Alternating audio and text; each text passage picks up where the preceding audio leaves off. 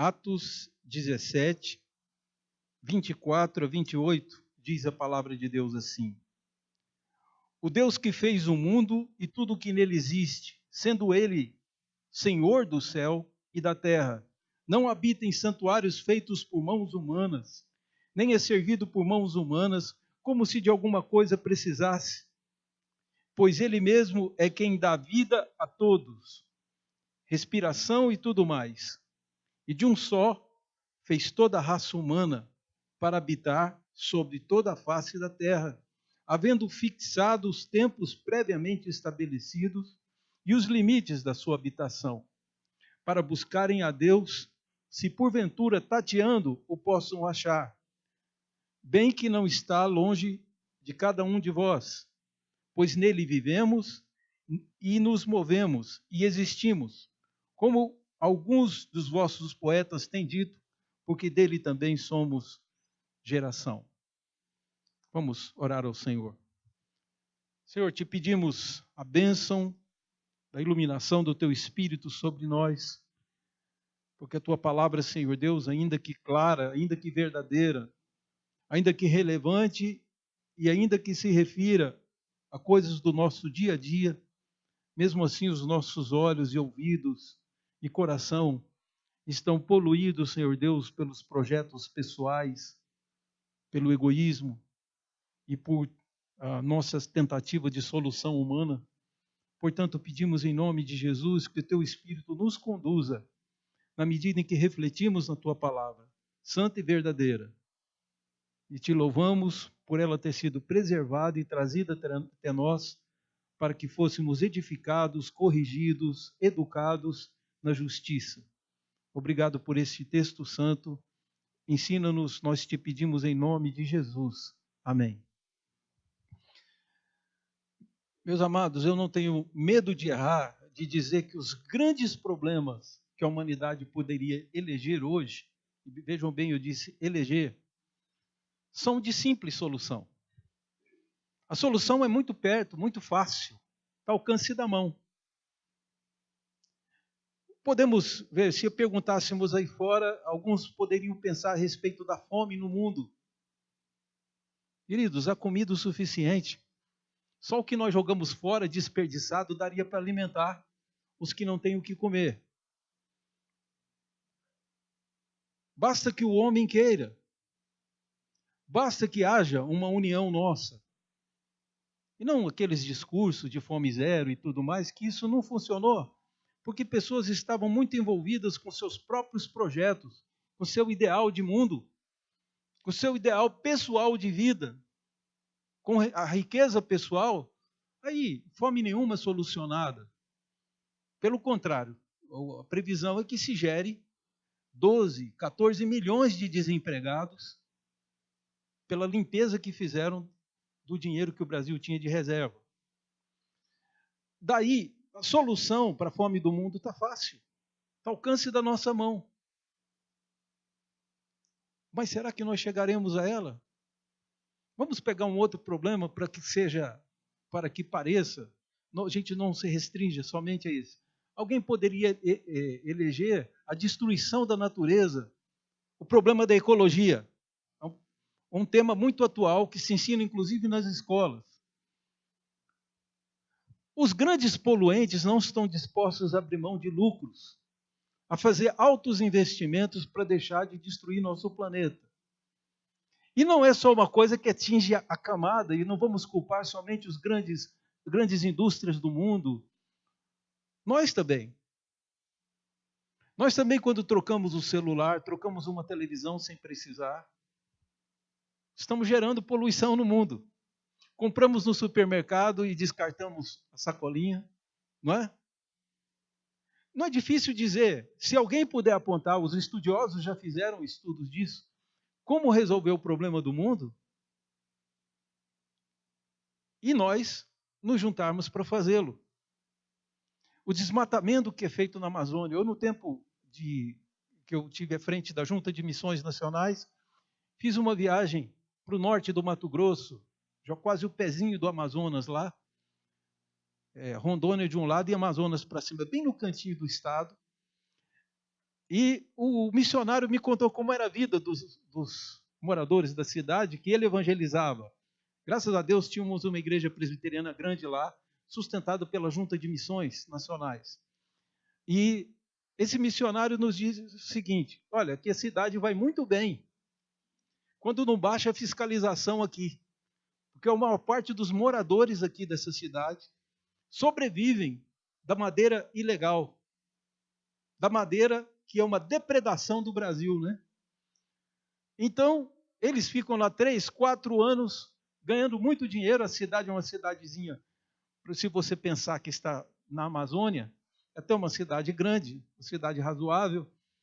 E ali, quando baixa a fiscalização, madeiras são confiscadas e vai todo mundo para a pobreza. Então tem gente que está sobrevivendo, e se fosse sobreviver ainda justificava. Mas tem gente que está fazendo fortuna, cumprindo o seu plano social, à custa da destruição do planeta. Eu estaria errado se eu dissesse que se nós quiséssemos hoje, no estalar de dedos, consertar o problema da poluição e da destruição do planeta, a gente não resolvia? A gente não acabaria com a fome do mundo? Então, os problemas que o homem pode eleger são de fácil solução.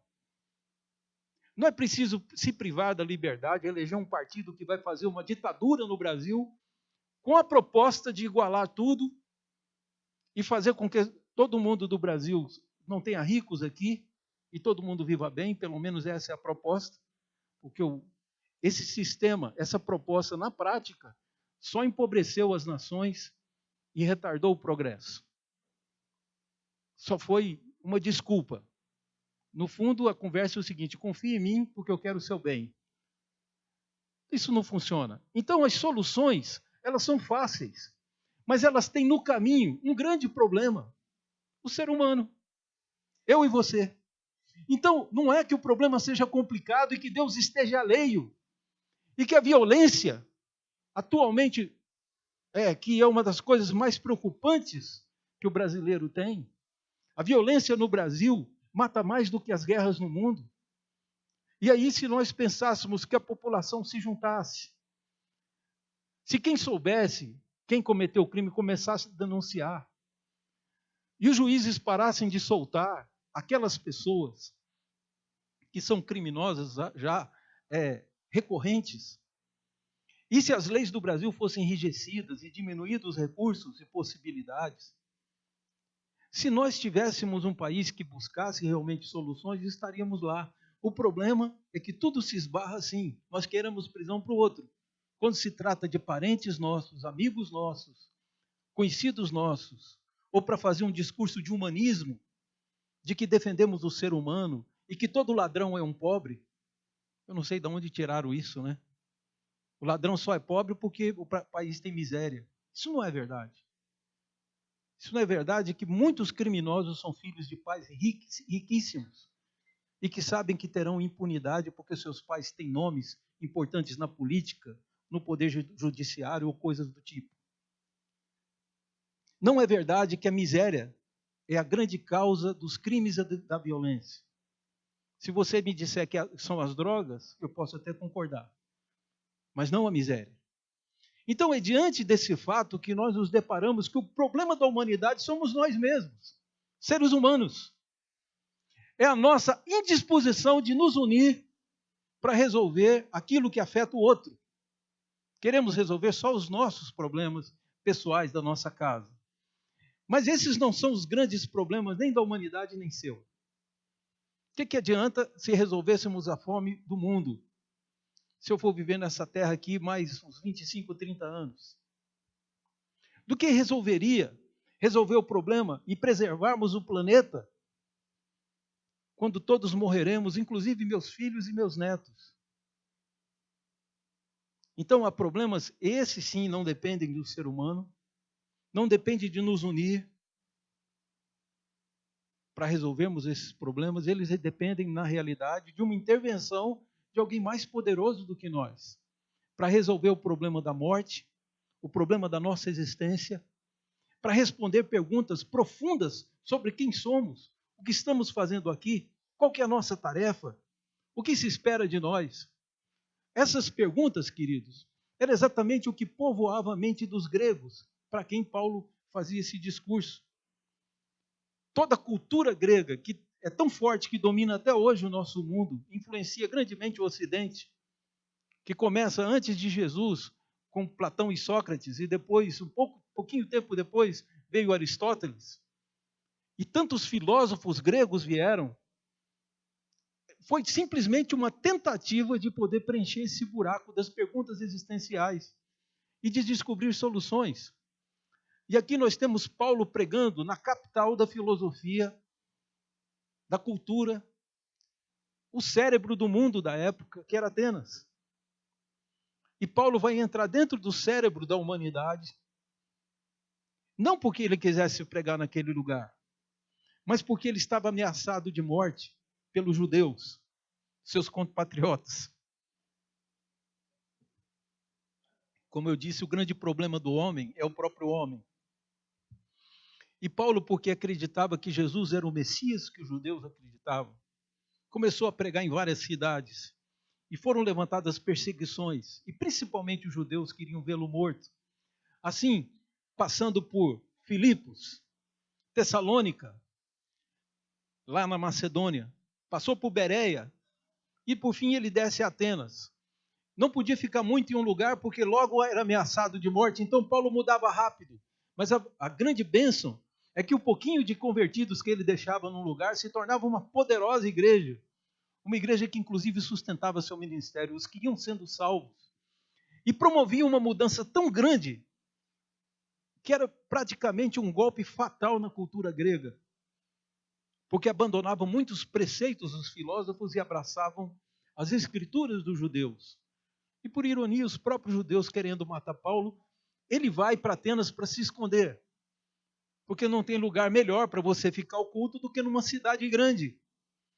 Ele então desce a Atenas, de Bereia, e fica lá aguardando Silas e Timóteo, que continuam reforçando as igrejas, e vão encontrá-lo para ele continuar a segunda viagem missionária, que é essa viagem que Paulo está fazendo, na segunda viagem missionária. Só que o texto da Bíblia nos diz que Paulo se revoltou. Ele estava se sentindo revoltado com a idolatria. Aquelas pessoas parecidas com os brasileiros cultuavam deuses que não são deuses e adoravam estátuas. E Paulo foi se revoltando. Então ele, mesmo perseguido por judeus, entrava nas sinagogas e pregava dentro das sinagogas, correndo o risco de morrer. Porque se alguém denunciasse, aquele tal de Saulo está aqui em Atenas, viriam matá-lo. Então ele pregava nas sinagogas, falando sobre Jesus, e também ia para as praças. E aqui é possível que você pense em praça como comum, mas é difícil saber que tipo de praça é essa, porque nas praças se faziam o comércio, as feiras. Então a palavra praça, agora, de onde vem agorafobia, que você deve conhecer o termo grego agora significava mercado ou praça. Então talvez Paulo estivesse no mercado, ou mesmo numa praça, mas ele ia diariamente falar às pessoas.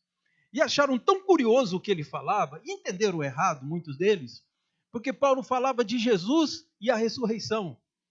Ressurreição em grego é anastasis. Então quem ouvia Paulo falando, achava que ele estava pregando um casal de deuses. Jesus e Anastácia, possivelmente pensando que era a mulher de Jesus, né? Então, ele pregando lá, ele prega estranhos deuses, vamos levá-lo para o Areópago, para que ele defenda o seu ponto de vista.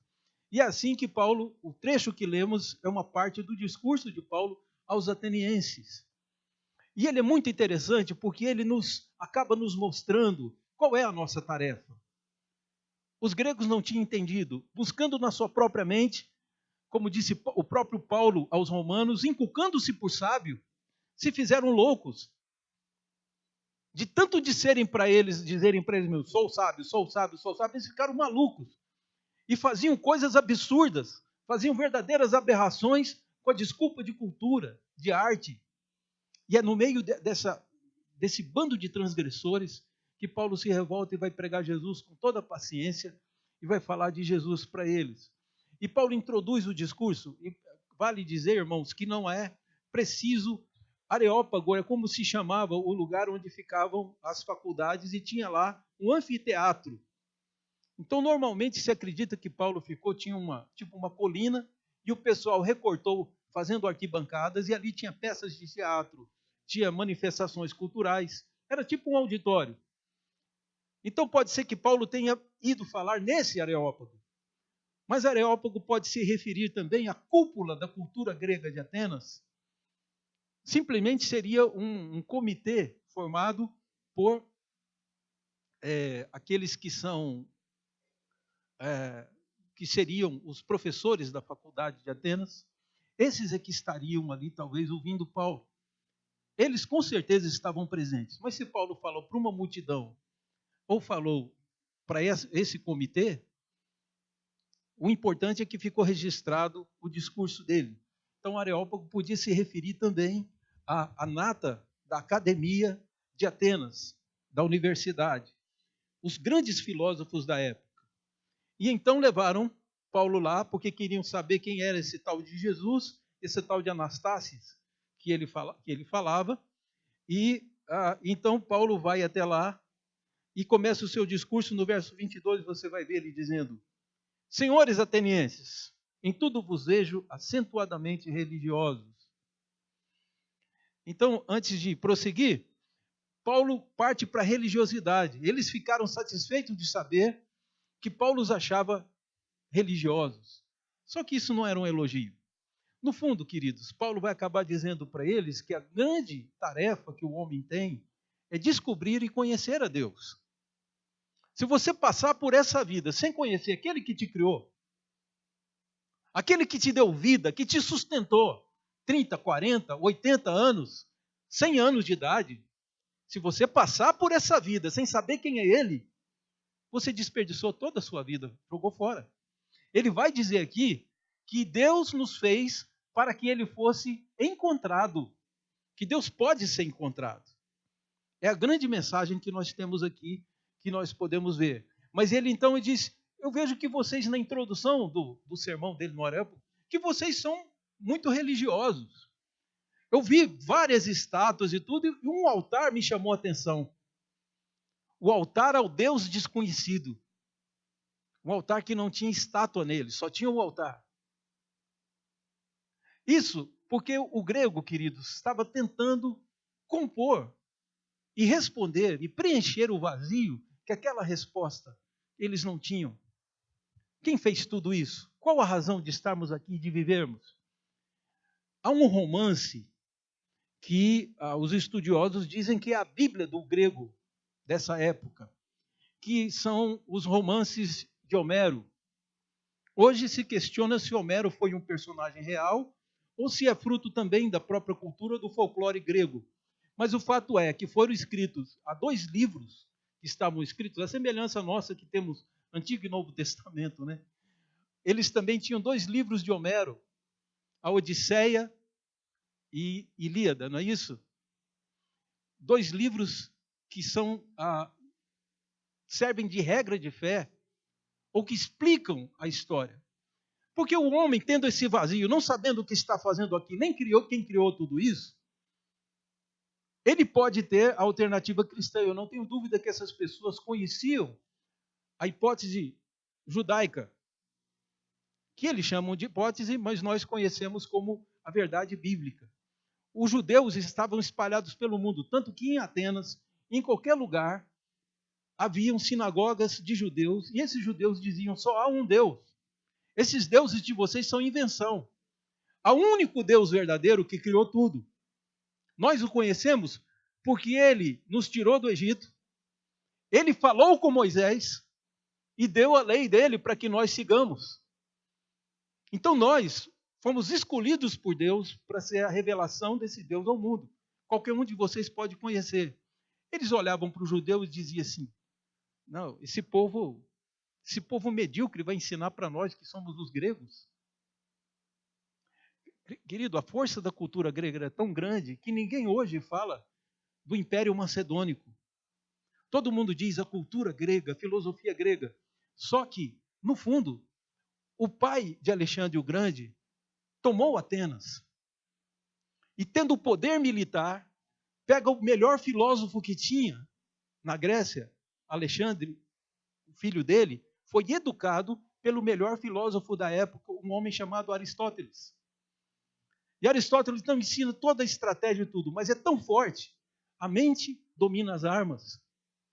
O conhecimento é mais poderoso. Napoleão dizia isso. Falou, tenho mais medo dos pensadores do que dos exércitos. Napoleão Bonaparte falava assim. Então, o que nós temos? Hoje, só se conhece a cultura grega. Ninguém fala dos macedônios. Mas as pessoas, com certeza, conhecem a filosofia grega.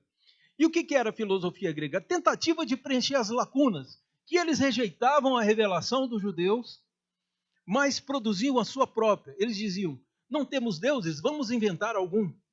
E foram inventando. Vamos inventar histórias.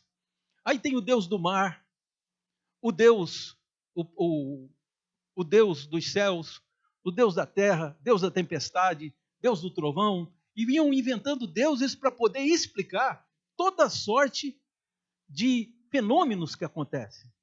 E é exatamente nesse pressuposto, é olhando para essa perspectiva, que Paulo está. Paulo está dizendo, na verdade, que aqueles deuses foram inventados por eles. Isso não resolve. Tem perigos. Queridos, imagina se uma manhã você levantar e o sol não nascer. Alguma coisa acontecer. E ele não nascer nunca mais. Né? Nós sabemos pelas leis hoje que a Terra é que gira. Mas o que faz ela girar? E se nós, de repente, perdermos a lei da gravidade? Nós estamos completamente dependentes de leis e de conhecimentos que não temos, que não estão nas nossas mãos. É disso que Paulo está falando com eles. Não adianta produzir deuses. Vocês continuam confessando ignorância o tempo todo.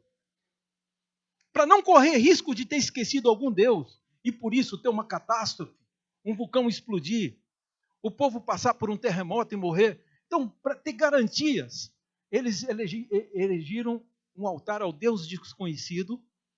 Se porventura alguém passou esquecido, agora nós temos um altar para ele. E Paulo aproveita essa confissão de ignorância dos atenienses para dizer, esse precisamente que vocês adoram sem conhecer, é esse que eu prego. E aí ele começa o sermão dizendo que ele está falando do único Deus criador. Ele vai pregar que há somente um Deus, ele vai falar sobre Jesus também. Porém, ele não vai ter muito êxito, porque o homem está mais propenso a ouvir as vozinhas que tem na cabeça do que escutar alguma coisa que vem de fora, que uma outra pessoa lhe diga, ou que o próprio Deus e o Espírito Santo estejam lhe falando. O que o homem quer, na verdade, é provar que as suas teses estão certas, por mais absurdas que elas sejam.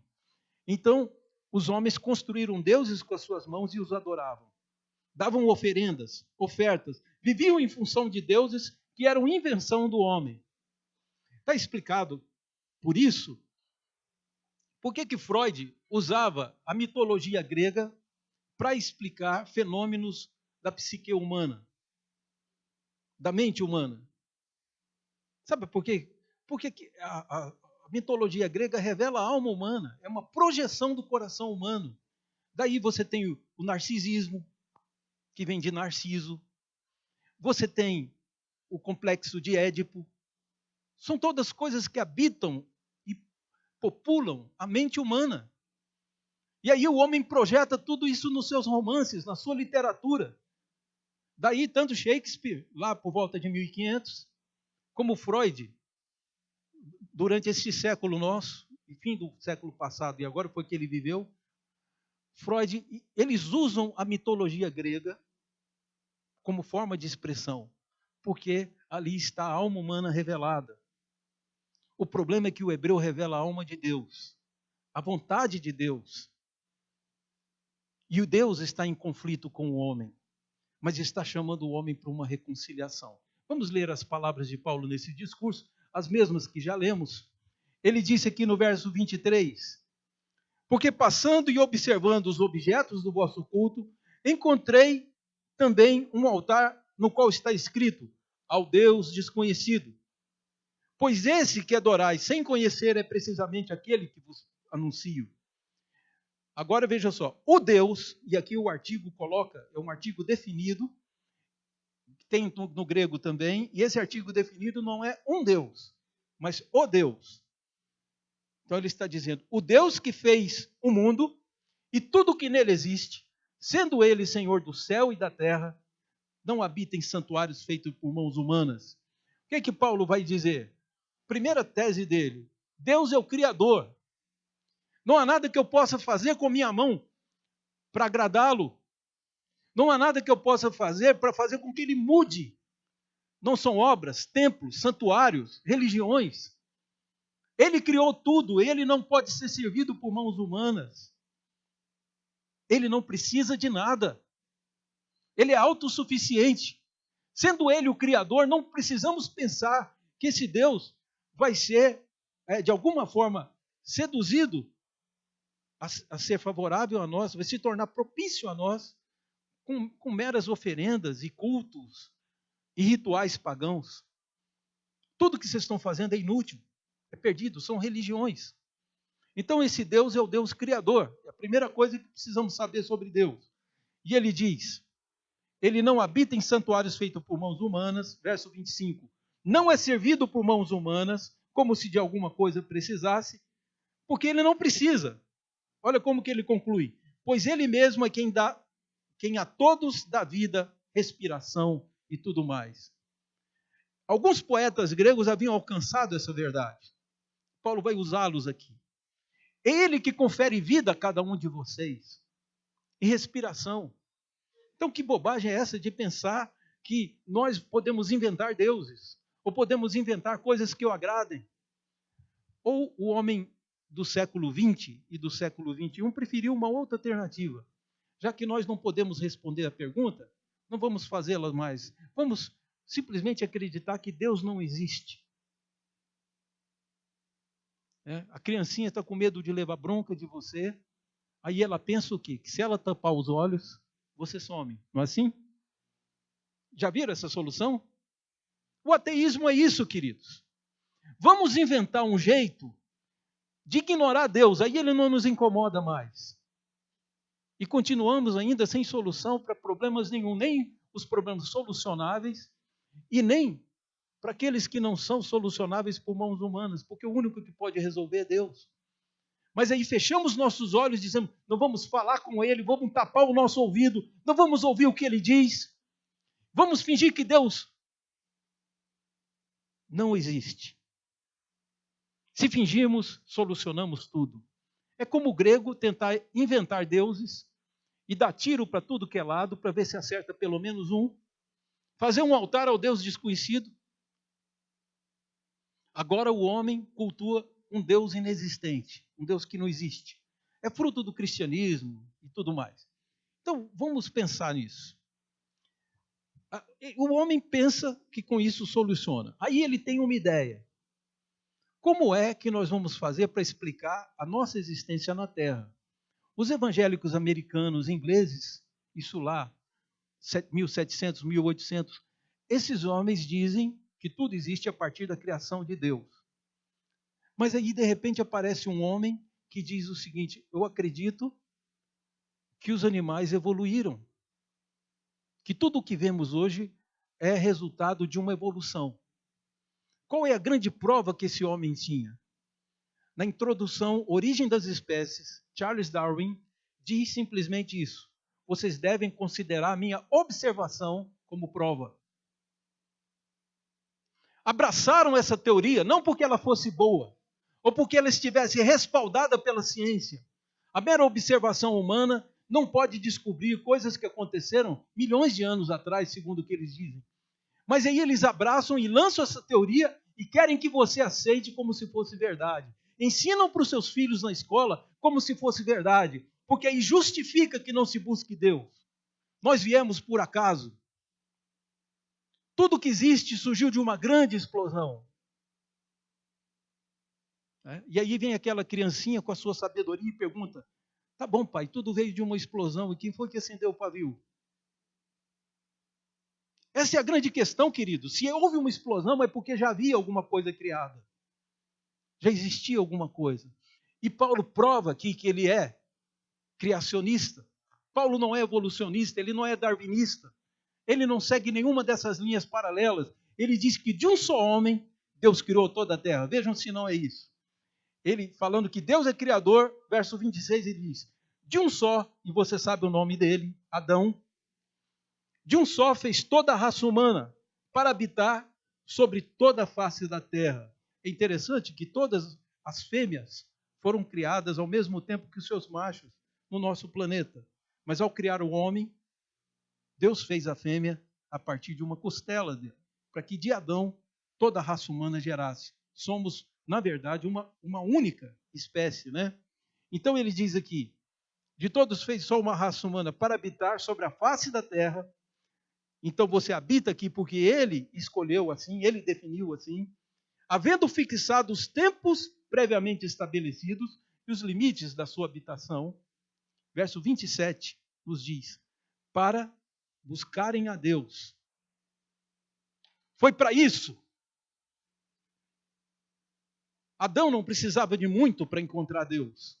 A única coisa que ele precisava é esperar a hora que Deus passasse pela viração do dia para conversar com ele. Até o dia em que ele traiu Deus.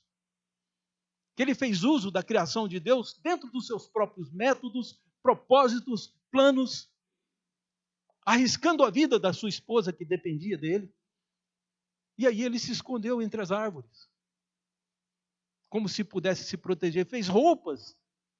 Interessante que ele faz roupas com folhas. E depois, quando Deus diz: por que você está escondido, Adão? Ele diz: porque ouvi a tua voz e tive medo, porque estava nu. Vestir-se não livrou Adão da vergonha. As nossas soluções, elas são todas falíveis. E aqui, desse único homem que Deus criou para que o buscassem. Porque ele nos ama. Aqui, eu sei que tem muitos pais. Por que você está cuidando dos seus filhos? Posso pensar aqui no Jair e na Viviane. Posso pensar no Muloto, com seus 2 filhos. A minha pergunta é: nós educamos os filhos por aquilo que eles vão nos dar de retorno quando estiverem adultos? É para isso? Podem responder, pais. É verdade, é para isso? Estamos investindo porque vai dar muito dinheiro para nós? Não, porque nós amamos. No fundo, os filhos não podem fazer nada por nós. Não é isso? Thaís e Júnior. Por que vocês estão aí aguardando ansiosos a chegada do Rafael? Porque o amam, mesmo sem ter visto o rosto dele. Não é isso, Thaís? E torcem, lutam tudo e tomam cuidados. Por quê? Porque amamos. Deus não pode ser servido por nossas mãos. Ele não tem interesse nenhum no seu trabalho, no seu talento, de sugar você. Você está pensando isso, Deus, você está errado. Ele te pôs na terra para que você o buscasse. Você não pode dar nada a Deus, ele não precisa de coisa nenhuma. Aliás, ele já é dono de tudo. Tudo que você pensar nesse planeta, no universo, nas galáxias todas, em todas as estrelas, tudo já é dele. E ele tem o completo controle de tudo. Portanto, Deus não precisa de nós. Daí Paulo vai dizer a outra coisa, que ele está perto. Foi para vocês buscaram, mas não é tateando, não é pegando na estátua que você vai saber quem é Deus. Deus não pode ser tocado, mas ele está perto. Vejam se não é isso que ele diz. Deus é o Criador e Deus está perto. Olha como ele diz: para o buscarem, se porventura, tateando, possam achar, bem que não está longe de cada um de nós. Isso é para te mostrar de forma clara que encontrar a Deus não é difícil. Há promessas no Antigo Testamento que dizem: todo que invocar o nome do Senhor será salvo. O profeta Jeremias diz: assim diz o Senhor, me buscareis e me achareis, Qual que é o resto, querido? Eu sei que a igreja conhece o versículo. Quando me buscardes de todo o coração. É isso que está faltando. Deus foi feito para ser amado e buscado de toda a nossa força, toda a nossa alma, todo o nosso entendimento. E o homem não o busca, fica sem as respostas. É isso que Paulo está dizendo. Ele não está longe de vós, mas não é tateando, não é apalpando como cegos que vamos conseguir encontrar, dando tiro para tudo que é lado. Eu tenho que aceitar a revelação de Deus, a revelação que veio pelo seu apóstolo aos atenienses. Corinto, que era a cidade que rivalizava com Atenas, como centro cultural da época, Corinto ganhou uma grande igreja. Mas em Atenas foram poucos convertidos, porque o que Paulo falou não os atraiu. Não tinha cheiro da sabedoria dos filósofos gregos, tinha cheiro de judaísmo, que é a mãe do cristianismo, né? Então diz aqui, para o buscarem, ele não está longe de vós, mas não vai ser tateando que você vai achar.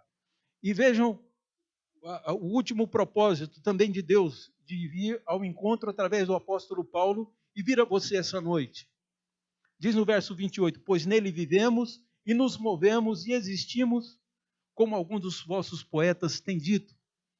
Paulo aqui faz uma citação de poetas epicureus, citando que respiramos e vivemos, e diz no verso 29, sendo, pois, geração de Deus, não devemos pensar que a divindade é semelhante ao ouro, à prata ou à pedra trabalhada pela arte e imaginação do homem. Ora, não levou Deus em conta os tempos da ignorância. Agora, porém, notifica ao homem em toda parte que se arrependam. Então, a terceira razão de Deus se revelar aos atenienses é para avisá-los do grande julgamento. Eles precisam se arrepender. Você precisa buscar a Deus, mas mediante o arrependimento e o reconhecimento das suas faltas. Veja o verso 31. Porquanto estabeleceu um dia em que ia julgar o mundo com justiça por meio de um varão. Varão é um termo do português para um homem do sexo masculino. Então, porque a mulher também é humana. Então, quando se usa homens, pode ser em geral. Mas aqui, quando fala varão, está se referindo a Jesus. Por meio de um varão que destinou e acreditou diante de todos, ressuscitando-o dentre os mortos. Esse é o Jesus e a ressurreição. Então, descobrimos que Deus, querendo conhecer Deus, o primeiro passo é admitirmos que Ele é o Criador de tudo e proprietário de tudo. Que não pode ser servido por mãos humanas, porque Ele é o Criador. Mas então por que Ele nos fez? Para o buscarmos. E aí descobrimos que Ele está perto. Como eu disse, é mais um problema de fácil solução. Qualquer homem agora que disser, Senhor, eu quero te conhecer, e disser, me mostra quem é o Senhor, vai acontecer exatamente isso. Deus se revela a ele. Deus não se nega. Aliás, esse homem só faz essa oração porque já foi movido pelo Espírito Santo e porque foi amado por Deus antes da fundação do mundo para que fizesse essa oração e se convertesse e se batizasse. Então é evidente que diante desses fatos, esse Deus que pode todas as coisas, nós precisamos entender, Criador, Ele também está perto. Então é fácil achá-lo, mas é preciso arrependimento, não é tateando, mas nos arrependendo e reconhecendo as nossas faltas. Assim conheceremos a Deus e seremos livres do grande julgamento que se aproxima, que o homem não está se preparando para ele, mas Paulo foi enviado a Atenas para avisar os homens. Eu gostaria que você lesse aí agora a partir do verso 32, que curioso, que foi o efeito que esse evangelho tem no mundo, no meio das pessoas. Vejam só, verso 32. Quando ouviram falar da ressurreição dos mortos, uns zombaram e outros disseram, a respeito disso te ouviremos noutra ocasião. A essa altura, Paulo se retirou do meio deles. Houve, porém, alguns homens que se agregaram a ele e creram. Entre eles estava Dionísio, o Areopagita, né? Ideia de que é o campo de Marte aqui. Uma mulher chamada Dâmaris e com eles outros mais. Então não foram muitos os que se converteram, não obstante a profundidade e a eficiência de Paulo nessa pregação. A inteligência e a criatividade dele, mesmo assim, não fez muitos convertidos. Graças a Deus pela salvação de Dionísio, que mais tarde aparece como cooperador do Evangelho, irmão nosso, parte da nossa igreja, agora a igreja triunfante, morando com o Senhor no céu. O que é que nós podemos, queridos, tirar de concreto sobre isso? É que, no fundo, queridos, se pensarmos em solução, que foi assim que eu introduzi, soluções para graves problemas, eles não partem de ideias ou de decisões pessoais.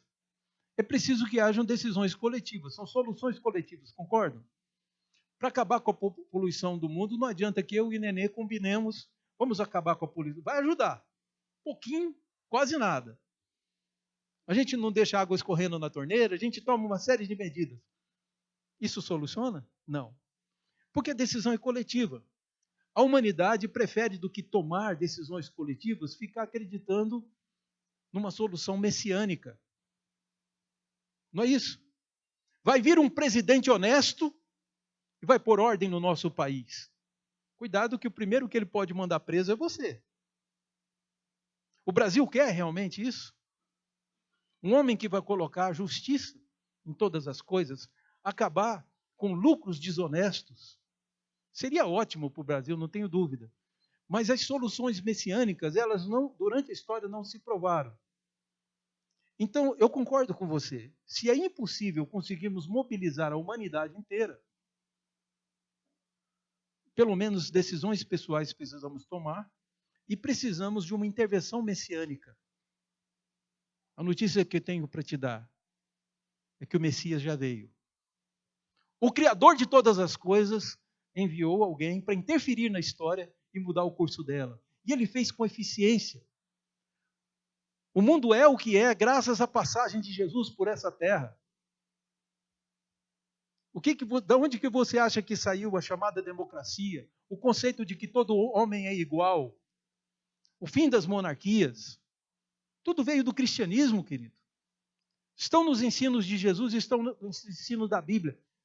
Só que algumas pessoas não são honestas para vir buscar e descobrir que, historicamente, fomos nós que mudamos a história do mundo. Foi Jesus que mudou a história do mundo através da sua igreja. Então, o que eu proponho ao irmão é o seguinte: o Messias já existe e ele está aqui. E ele salva. Coisas simples precisamos fazer. Arrependendo dos maus que eu pratico, eu não tenho dúvida que ele se manifesta. Jesus fez uma promessa. Essa palavra manifestar é muito do vocabulário evangélico, né? Eu quero te perguntar, eu quero que você reaja a uma outra palavra. A palavra mostrar-se, porque manifestar é isso. Jesus disse: aquele que tem os meus mandamentos e os guarda, esse é aquele que me ama. E aquele que me ama, e os mandamentos dele são as Escrituras, você não tenha dúvida. Tá? Está falando da revelação dele que ele faria pelos apóstolos e que chegaria à sua mão. Aquele que tem os meus mandamentos e os guarda, esse é o que me ama. E aquele que me ama será amado pelo meu Pai. E eu também o amarei e me mostrarei a ele. Me manifestarei a ele, é o que está na sua Bíblia, mas a palavra grega chama isso. Eu vou me mostrar. Vai ser visível, palpável a presença de Jesus na sua vida. Então, queridos, existe realmente uma solução messiânica em Jesus. Quem esperar outro Messias vai ficar sentado na cadeira, vai se cansar de esperar e não vai vir outro. Porque Deus já mandou. Paulo disse isso aqui em Atenas. E o fato de não ter tido muita adesão não significa coisa nenhuma. O fato de haver em lugares em branco, aqui nos nossos bancos da igreja, não é tão significativo como às vezes os irmãos possam pensar. O mundo precisa de Jesus e precisa dessa mensagem de Paulo. Mas vão tentar preencher com ídolos, teologias, explicações, mitologias, lendas, para poder preencher o vazio das explicações que eles não têm. Você busca as Escrituras, arrependa-se e ouça a palavra de Deus. Ele vai te explicar tudo o que você precisa. Como diz Tiago, se alguém tem falta de entendimento, peça a Deus, que a todos dá liberalmente, Deus não vai negar. Precisamos sim de entendimento. Vamos confessar a nossa ignorância. Vamos nos arrepender das nossas faltas e ver o Messias Jesus interferindo na nossa história. Para encerrar, irmãos, lembre-se daquela historinha que foi contada, que um rapaz chegou certa vez ao beira-mar e o mar tinha jogado, a ressaca do mar, jogou um punhado de estrelas do mar na praia. E aqueles bichos iam morrer com o calor do sol. Então, enquanto ele passava com pena daqueles pobres animais, as estrelas do mar morrendo, ele observou que tinha alguém vestido com traje de praia que estava jogando as estrelas do mar lá no meio, para salvar a vida delas. E jogando. Mas eram milhares. E ele disse, não seja tolo, você vai perder sua vida, seu tempo todo aqui, sua manhã inteira, jogando isso no mar, e você acha que você vai salvar? Você não vai conseguir salvar 1/10 delas. Não vai fazer a menor diferença o seu esforço. E o homem pegou uma estrela do mar e mostrou para ele, olha para essa estrela do mar. O cara olhou. Ele jogou ela bem no meio do mar e disse, para essa estrela fez toda a diferença. É da mesma forma que não serão todos os salvos. Mas para você que se arrepende, que crê em Jesus, vai fazer toda a diferença. O esforço de Jesus e a morte na cruz não foi em vão. Porque quem pensa que Jesus queria salvar a humanidade está equivocado. Ele veio buscar os que Deus lhe deu. Como está aqui no pezinho do boletim, ninguém vem a mim se o Pai não o trouxer. O que está dito assim, todo aquele que vem a mim, aquele que o Pai me dá, esse virá a mim. E aquele que vier a mim, de modo algum lançarei fora. Ouça o chamado do pastor. E venha, que ele vai te levar aos pastos verdejantes e às águas de descanso. Vamos ficar de pé, queridos, orar. E depois o coral vai nos dirigir em mais um cântico.